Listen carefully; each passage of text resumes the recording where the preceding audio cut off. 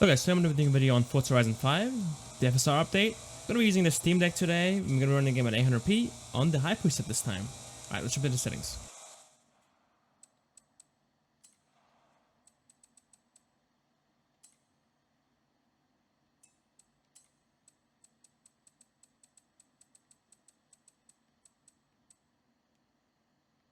Starting off with 800p on the high settings, we're sitting around the mid 40s to mid 50s. We have some dips into the 30s as well, like always. The FPS is doing fine, not getting any stuttering or any lag spikes. For the most part, we do get them occasionally here and there. This area is quite light, should be able to run it quite well. If you drive in the city or if you do races in the city, you will definitely see lower frame rates. That area is definitely more intensive. In this part of the video, I'm going to be testing the quality more than the FPS. I'll still look at the FPS here and there, obviously, but I've done the in-game benchmark numbers already. So I'm going to go ahead and look at those and compare the two towards the end of the video. Now, the reason that I'm playing the game at high settings instead of playing the game at low settings and trying to get a very high frame rate is that this game will be very CPU bound in those heavier scenes and will lose that frame rate anyway and drop into the 40s and 50s regardless. So I'm going to be focusing on trying to get the highest quality possible while still having a playable frame rate. Looking at the quality of the game with FSR, it's looking quite good. It's maybe a bit softer compared to native, but overall it looks pretty good. Can't really see any blurriness or any weird glitches going on, so that's a plus. But looking at the FPS, it's still sitting in the low 50s and dropping down into the 40s. And in those heavier scenes, we do drop down into the 30s again. So not too different FPS wise compared to native 800p. Alright, let's go and push it up to the balance preset and compare the two.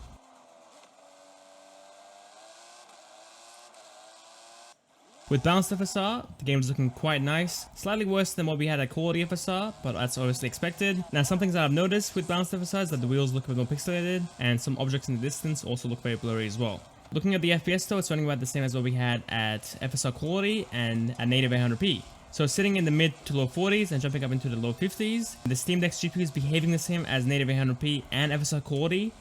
So I'm not sure what's happening with FSR here. It's not really helping us much in terms of the GPU headroom. And I'm not sure how much more we can get out of the system, to be honest. Now, third choice, the performance FSR. The game is looking surprisingly good, to be honest. Slightly lower than the balanced FSR, obviously. But normally with this preset, the game looks very bad and it's not usable at this point. But in this game, it's surprisingly usable. I would definitely use this if the FPS was any better. But unfortunately, the FPS is the same as any other preset. And even at native 800p. Sitting in the mid to high 40s and occasionally boosting up into the low 50s. GPU power draw is still sitting at 8 to 9 watts. So far over the last 3 FSR settings, we haven't gained any FPS headroom or any GPU headroom at all. It's performing the same over the 3 cases. And now finally with the Ultra Performance FSR. Game is slightly better, maybe a few frames ahead as to what we had before. But the quality has actually just downgraded completely. It's looking far worse than any other presets. It's very blurry and the cars in front of us are very blurry. So quality is pretty bad. FPS is maybe 2 FPS ahead. But other than that, not worth using. I would avoid this completely. But let's go ahead and move on to the in-game benchmark results and see if there was actually any difference. So at 800p high settings, we've got an average FPS of 38, a minimum GPU FPS of 31, and a minimum CPU FPS of 41. Now moving on to the quality FSR, we've got an average FPS of 36, a minimum GPU FPS of 30, and a minimum CPU FPS of 37. So we actually downgraded in performance by around 2 FPS on the average, and around 1 FPS on the GPU minimum, and around 4 FPS in the CPU minimum. For the balanced FSR, we've got an average FPS of 38, a GPU minimum of 32, and a CPU minimum of 39. So we went back to what we had at native pretty much. For the performance FSR, we've got an average FPS of 38, a GPU minimum of 32, and a CPU minimum of 40. So very similar to what we had at balanced. And finally, moving on to the Ultra Performance FSR, we've got an average FPS of 40, GPU minimum of 33, and a CPU minimum of 40 as well, which is a 2 FPS average increase over native res. So I went back and I dropped the quality down to medium settings, and at native res 800p, we got an average FPS of 49, minimum GPU FPS of 39.7, and a CPU FPS of 44.6. And at this point, we're GPU limited by 90%, so we actually dropped down, became more CPU bottlenecked. Now using the Ultra Performance FSR, we got an average FPS of 50, minimum GPU FPS of 42, and a minimum CPU FPS of 44. Again, GPU limited by 90%. So comparing the FPS gains from native versus Ultra Performance, we gained just 1 FPS on average.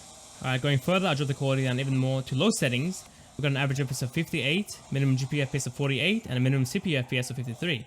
At this point, we were 85% GPU limited. Now using Ultra Performance FSR, we got an average FPS of 59, a minimum GPU FPS of 49, and a minimum CPU FPS of 54. So again, a 1 FPS increase over the average. As you can see, the FPS gains aren't the best over the FSR presets, but the one thing that I do like about it is if you're going to be playing the game at low settings, 800p, I would use the quality FSR just to get a softer look. The game at low settings or very low settings is very sharp and has a lot of jagged edges, it seems like. So using FSR to the quality gives you a softer look, and I think the game looks better that way. Alright, that's it for the video, guys. If you made it this far, I appreciate you. As always, if you like what you see, then I like and subscribe to the channel as well. See you next time.